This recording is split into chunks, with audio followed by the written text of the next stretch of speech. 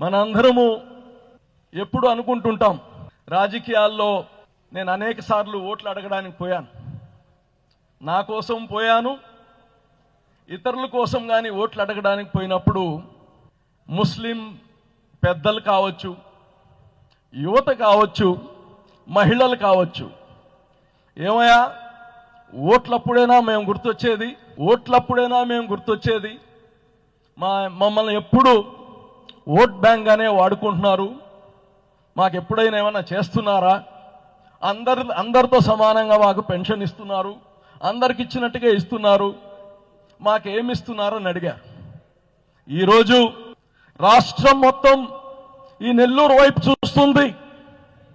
మొట్టమొదటిసారిగా రాష్ట్రంలో వక్ఫ్ బోర్డ్ స్థలంలో ఒక అద్భుతమైన స్కూల్, ఇంటర్నేషనల్ స్టాండర్డ్స్ కలిగిన స్కూల్, ఎల్కేజీ నుంచి ఇంటర్మీడియట్ దాకా మన బిడ్డలందరూ కానీ చదువుకునేటట్టు ఏర్పాటు చేస్తున్న నారాయణ గారికి ప్రత్యేకంగా మీ అందరి నుంచి ధన్యవాదాలు తెలియజేస్తున్నా. ఈరోజు ఈ స్కూల్ నిన్నటి దాకా 15 కోట్లు సరిపోతాయి, నేను కొద్దిగా చేస్తాను, మిగతా సిఎస్ఆర్ ఫండ్ ఏర్పాటు చేస్తాను అని చెప్పారు నారాయణ గారు. అయితే నిన్న ఫోన్ చేసినప్పుడు చెప్పారు, అజీజ్ లెక్కలన్నీ చేస్తే బిల్డింగే 60,000 చదరపు అడుగులు వస్తుంది. ఇది 60,000 చదరపు అడుగులు ఒక బిల్డింగ్ వెళ్ళట్లేదు, 20 కోట్లు అయ్యేటట్టుంది, ఏంది పరిస్థితి అని. నారు పోసిన ఆయనే నీరు పోయాలి సార్ అని చెప్పాను.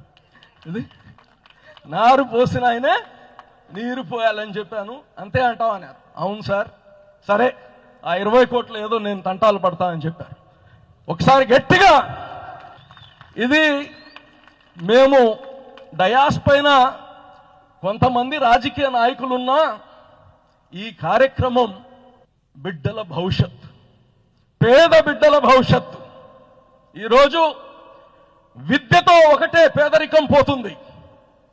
పేదరికం డబ్బులు ఇస్తే పోదు, జ్ఞానం ఇయ్యాలి, విద్యనియాలి. ఆ విద్యతో ఒకటే సమానత్వం కానీ వస్తుంది. ఆస్తులు ఎప్పుడు సమానం అవ్వవు. ఒకరికొకరి ఆస్తి పోల్చుకుంటే ఒకరికి ఎక్కువ ఉంటుంది, ఇంకొకరికి తక్కువ ఉంటుంది. కానీ అందరినీ ఒక ప్లాట్ఫామ్ పైన మనమంతా సమానం అని చెప్పేది ఏంటంటే విద్య. ఈరోజు సచార్ కమిటీ మనం అందరూ చెప్పుకుంటుంటాం, సచార్ కమిటీ చూడండి ఏం చెప్పింది అని. ఏం చెప్పింది? ముస్లిమ్స్ పరిస్థితులు బాగలేవు, ముస్లిమ్స్ పిల్లలు సగంలో చదువు వదిలేస్తున్నారు, స్కూళ్ళు వదిలేస్తున్నారు, 10 సంవత్సరాలు వస్తే వాడికి పనికి పంపించేస్తారు, వాడు తెచ్చే 20 రూపాయలు 30 రూపాయల కోసం జీవితాన్ని మనం నాశనం చేస్తున్నాం, బిడ్డల జీవితాలని. అటువంటి పరిస్థితి రాకూడదు. ఇక్కడ కట్టే స్కూలు ఒక ఇంటర్నేషనల్ స్టాండర్డ్స్, 1,00,000 రూపాయలు ఫీజు కట్టినా కానీ ఈ స్కూల్ లాంటి స్కూల్ రాదు. అటువంటి స్కూల్ పూర్తిగా ఉచితంగా ఇక్కడ ఉండే పేద బిడ్డల కోసం ఏర్పాటు చేస్తున్నాం. చాలా మంది ఈ స్థలాన్ని ఏం చేసేస్తారు, ఈ స్థలం 40 సంవత్సరాల నుంచి అప్పుడప్పుడు ఎవరో ఒక రాజకీయ నాయకుడు వస్తాడు, దీన్ని మొత్తం చుట్టుకొలతలు చూసుకుంటాడు, పక్కన రోజు లేఅవుట్ గీతలు గీసుకొని వస్తాడు అమ్మేయడానికి. అలాగనే అనుకున్నారు మా వాళ్ళు. 40 సంవత్సరాల నుంచి ఎవరు పట్టించుకోలేదు, ఇక్కడ అడివైపోయి ఉంది. ఇప్పుడు వచ్చి ఏంది వీళ్ళు జంగల్ క్లియరెన్స్ చేస్తున్నారు, మళ్ళా లేఅవుట్ వేసి అమ్ముకుంటారా అనే ఆలోచన చాలా మందిలో ఉండింది. ఒక బడి కడతాం, ఇక్కడి నుంచి మంచి ఆదాయ వనరులు వచ్చేటట్టు చేస్తాం అంటే ఎవరికి నమ్మకం కలగలే. ఎందుకంటే ఎప్పుడు మీరు చూడలేదు జీవితంలో, మీకోసం ఒక బడి కట్టించింది ఎవరు లేరు. లేని విషయాన్ని మీరు ఎలాగ ఊహించుకోగలుగుతారు? మీరు చూసిందల్లా వక్ఫ్ భూములంటే అమ్మేయడం చూశారు, దేవుడు భూమిని అమ్మేయడం చూశారు మీరు. ఈరోజు దేవుడు భూమి ప్రజల కోసం అంకితం చేస్తున్నాం. అది తెలుగుదేశం పార్టీ. చాలా మంది చెప్పారు ఎన్డీఏలో కలిసిపోయారు, ముస్లింస్ కి పట్టించుకోరు.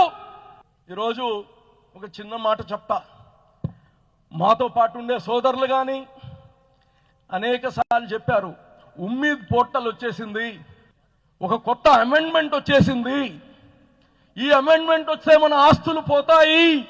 ఈరోజు మీకు చెప్తున్నా, ప్రతి సంక్షోభంలో కానీ మనస్తో పనిచేస్తే దాని నుంచి మంచి చేసుకోవచ్చు, మలుపు చేసుకోవచ్చు.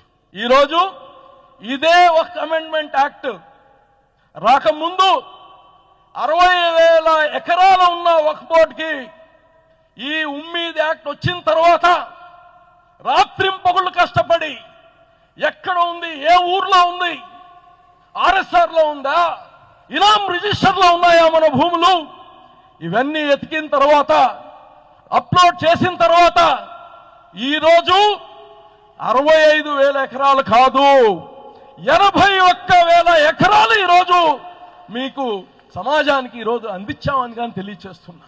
సంక్షోభాలు వస్తుంటాయి, ఆ సంక్షోభాల నుంచి మనం ఎలాగా మంచి చేసుకోవాలి, మలుపుకోవాలి అనేది మీరందరూ అర్థం చేసుకోవాలి. ఈరోజు నా మనసులో జీవితంలో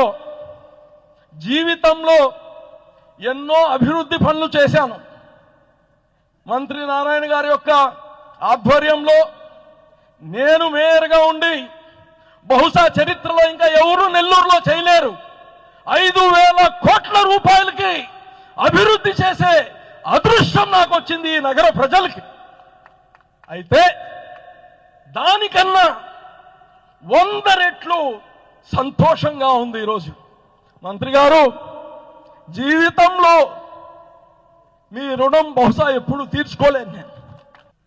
ఎందుకంటే చాలా మందిని చూశాను, చిన్న బిడ్డలు ఆ బంగారు పని చేసే దగ్గర పోతే 5 ఏళ్ళ నుంచి 7 ఏళ్ళ నుంచి ఆ ఊదుతా ఉంటాడు పొయ్యి దగ్గర కూర్చొని, చిన్న బిడ్డలు. ఈరోజు ఈ స్కూల్ వస్తే ఈ చుట్టుపక్కల ఉండే వాళ్ళ బిడ్డలందరూ బహుశా ఇక్కడ 1,000-1,500 మంది పిల్లల దాకా చదువుకోవచ్చు. మీ బిడ్డలు మళ్ళా ఫీజులు కట్టాల్సిన అవసరం లేదు, కూలికి పోవాల్సిన అవసరం లేదు. అద్భుతమైన విద్యని మీ అందరికీ ఇవ్వబోతున్నాం. చాలా మందికి అనుమానం ఉంది, ఈ స్కూల్ కట్టి నారాయణ గారికి ఇచ్చేస్తారా అని. ఈ స్కూళ్ళు ఈ భారతదేశంలో ఆయన దగ్గర ఒక 5,000 స్కూళ్ళు ఉన్నాయి, 5,000 స్కూళ్ళు ఉన్నాయి ఆయనకి. కాబట్టి ఈ స్కూల్ని నేను ఈ స్కూల్ని కడతానని ముందుకు రావడం మన అందరం చేసుకున్న అదృష్టం అని తెలియచేస్తూ, మరి ఇంకా చాలామంది వక్తలు ఉన్నారు, వాళ్ళందరూ మాట్లాడిన తర్వాత మళ్ళా నేను ఆఖరణ నా ఓట్ ఆఫ్ థ్యాంక్స్ ఇస్తాను. ఇప్పుడు అంటే అలాగనే ఉండాలి రాజకీయ నాయకుడు, మనసులో ఉండేది ప్రజలకు కావాల్సింది నవ్విస్తూనో ఏడిపిస్తూనో ఆ పని చేయించుకోవాలి. దాంట్లో ఆయన తీసేసిన ఎవరు లేరు, ఈజ్ ది బెస్ట్. తర్వాత ఇందాక శ్రీధర్ రెడ్డి గారు చెప్పినట్టు బారా షాహిద్ దర్గా, యాక్చువల్గా బారా షాహిద్ దర్గా 5 కోట్ల రూపాయలతో దాన్ని కంప్లీట్ చేయాలని ఒక నిర్ణయం తీసుకున్నాను. అయితే ఇప్పుడు మారుతుండే కాలం ప్రకారం 10 కాలాల పాటు ఉండాలంటే ఆ 5 కోట్లతో మొన్న అయితే రెగ్యులర్ షీట్తో వేయాలనుకున్నాం, పైన షెడ్స్, ప్రీ ఫ్యాబ్రికేటెడ్ షీట్స్, రేకులు. కానీ ఇప్పుడు ఈ ఆలస్యానికి కారణం దాన్ని కంప్లీట్ గా స్లాబ్ వేస్తున్నాం. ఇది G+1 మసీద్ కడుతున్నాము. అలాగనే మహిళల కోసం సపరేట్ గా ప్రేయర్ ప్లేస్ పెడుతున్నాము, ఇస్లామిక్ లైబ్రరీ పెడుతున్నాము, ఆ బారా షాహిద్ దర్గా యొక్క చరిత్ర అక్కడ ఉండేటట్టు చేస్తున్నాము. అలాగనే రొట్టెల పండగప్పుడు మిగతా సమయంలో కానీ ముస్లిం సమాజం ఇతరులు కానీ అవసరమైతే ఏదైనా బిజినెస్ ఏమైనా ఈవెంట్స్ చేయాలనుకున్నా పనికొచ్చేటట్టు కొద్దిగా ఆర్థిక వనరులు వస్తే పేద బిడ్డలకి వాడొచ్చు అనే ఒక ఆలోచనతో అది ఇప్పుడు 5 కోట్లు పోయి 16 కోట్లు అయిపోయినాయి సార్, చూసావా? సో అది కానీ వక్ఫ్ బోర్డు నుంచి కొన్ని నిధులు అలాగనే మైనార్టీస్ ఫైనాన్స్ కార్పొరేషన్ మన మంత్రి గారు ఫరూక్ గారు ఆయన ఒక 2 కోట్లు, మున్సిపల్ కార్పొరేషన్ ఒక 1,70,00,000 ఇస్తూ దాన్ని ఏర్పాటు చేస్తున్నాము.